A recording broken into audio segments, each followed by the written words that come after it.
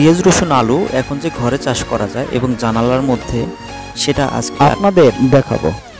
পেঁয়াজ রসুন আলু প্রথমে আপনাদের রসুনগুলো খুলে নিতে হবে এবং যত ছোট সাইজের পেঁয়াজ নেওয়া যায় সেটা নেবেন এবং মাটিটা যদি উর্বর হয় সেটা ভালো।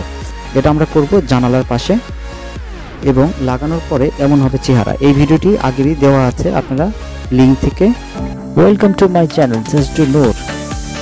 এই ছোট্ট চ্যানেলটিতে আজকে আপনাদের জন্য আরেকটি ছোট্ট নতুন ভিডিও নিয়ে আসলাম।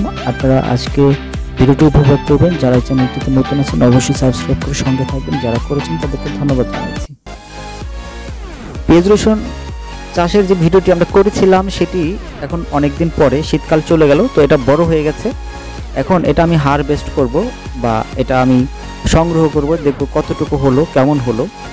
যদিও মানে আমি বীজ নির্বাচন আমার ভালো ছিল না এবং গ্রামের যেভাবে ফসল করে সেরকম হবে না, তবে এটা শখ করে যেহেতু করেছি, এটা আজকে আপনাদেরকে দেখাবো আসলে এটা কেমন হলো। যেহেতু দেখেন পেঁয়াজ রসুন গাছগুলো বড় হয়েছে, আলু গাছটা যদিও মরে গেছে। তো এটা হচ্ছে চিকনটা, আমার হাতে দেখতে পাচ্ছেন একেবারে চিকন, এটা রসুন।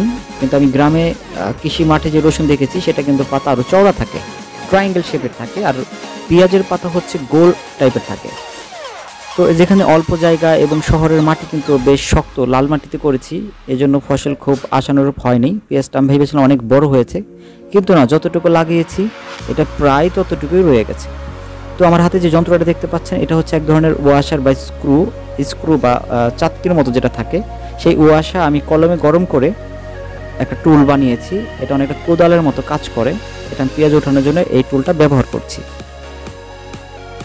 তো আমার শখ থেকে যে পেঁয়াজটা করেছি, আমি যেহেতু এটা প্রতিদিন পানি দিচ্ছি, এটা কিন্তু রবি ফসল। রবি ফসল মানে হচ্ছে শীতের কুয়াশায় যে মাটিটা ভিজবে শিশিরে, সেই শিশিরে এই ফসলটা হয়। আমি কিন্তু এখানে এক্সট্রা রেগুলার একটু একটু করে পানি দিয়েছি, যদি আমার মাত্রাটা বা পরিমাণটা বেশি কম হয়েছিল বলে এমন হয়েছে। কিন্তু কালারটা বেশ ভালোই লাগছে, ভায়োলেট কালার।